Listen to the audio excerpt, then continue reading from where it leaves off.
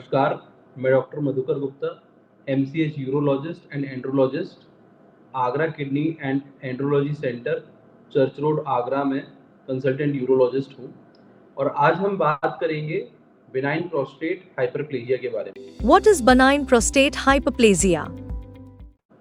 BPH एक बीमारी है जो कि 60 प्लस लोगों को अफेक्ट करती है। 60 प्लस मेल्स को, सारे मेल्स में एक प्रोस्टेट ग्लैंड होता है जो एज के साथ बढ़ता है और जैसे जैसे वो बढ़ता है तो वो पेशाब के रास्ते को रोकता है, दबाता है।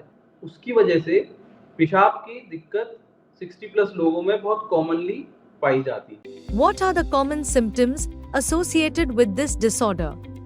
तो इसमें प्रॉब्लम ये आती है सबसे पहले कि रात में पेशाब जाना बढ़ जाता है। 2 से 3 बार या उससे ज़्यादा बार ये लोग पेशाब जाते हैं रात में। दिन में इनको बार-बार पेशाब जाना पड़ता है।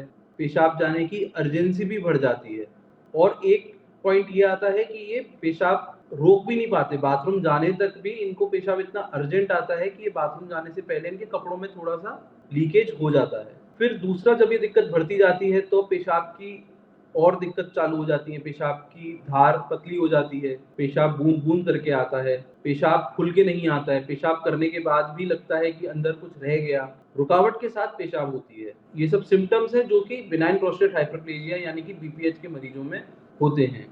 How common is benign prostatic hyperplasia in India? तो बीपीएच लगभग अबव 60 इयर्स में it affects around 60 to 70% of the population. मतलब कि हर 10 में से 7 लोगों को प्रोस्टेट बढ़ा हुआ है, उसकी वजह से उनको पेशाब की दिक्कत होती है और काफ़ी लोग इस बीमारी को इग्नोर करते हैं, डिले करते हैं, क्योंकि पेशाब की एक ऐसी बीमारी है जो आदमी बहुत कंफर्टेबल नहीं होता है अपने फैमिली मेंबर, अपने घर में बच्चों को बताने में। तो वो इस बीमारी को काफ़ी समय तक डिले करते हैं, जिस वजह से प्रोस्टेट बढ़ जाता है और फिर हमारे पास ये क्लिनिक में तब आते हैं जब डायरेक्ट इसको ऑपरेशन की ज़रूरत पड़ती है। How is the quality of life affected in patients with benign prostatic hyperplasia? और अगर हम बात करें कि बीपीएच बीमारी क्वालिटी ऑफ लाइफ को कैसे अफेक्ट करती है पेशेंट्स की, तो ये बहुत तरीके से पेशेंट्स की क्वालिटी ऑफ लाइफ को अफेक्ट करता है। ये रात में, क्योंकि मरीज सो नहीं पाता है, वो बार-बार पेशाब जाता है, तो दिन भर वो थोड़ा थका हुआ रहता है, उसको दिन में नींद आती है। रात में जब वो सोते में पेशाब के लिए जा रहे हैं, तो क्योंकि ये एल्डरली पेशेंट होते हैं, तो ये रात में गिर सकते हैं। रात में किसी से टकरा के गिर जाते हैं, इनको बोन फ्रैक्चर हो जाता है, हेड इंजरी हो जाती है, जो अगेन एक बहुत गंभीर समस्या हो जाती है। छोटी-सी बीमारी थी, लेकिन अब इसमें बहुत मेजर कॉम्प्लिकेशन हो गई है।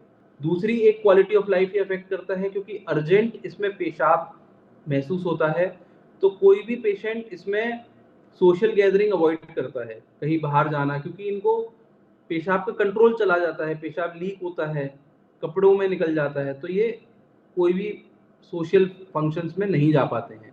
ये रिलीजियस मंदिर में, मस्जिदों में नहीं जा पाते हैं, नमाज़ नहीं कर पाते हैं बहुत सारे प्रोस्टेट के मरीज़ हमारे। तो ये और फाइनेंशियली भी, ये अगर मरीज़ को डायपर की ज़रूरत पड़ गई, तो वो अगेन एक फाइनेंशियल कॉस्ट बढ़ जाती है कि उसको डायपर पहनना पड़ रहा है। तो ये काफ़ी तरीके से क्वालिटी ऑफ लाइफ को अफेक्ट करता है और हमको ये बात समझनी पड़ेगी कि प्रोस्टेट जब स्टार्टिंग में आप बीमारी को पकड़ लेंगे, इसका इलाज कराएँगे, तो बहुत आसानी से इलाज हो जाएगा और अगर ये बीमारी डिले होती गई, कॉम्प्लिकेशंस हो गई, तो इसका इलाज उतना ही सीरियस हो जाता है और सर्जरी के रूप में आता है। Thank you.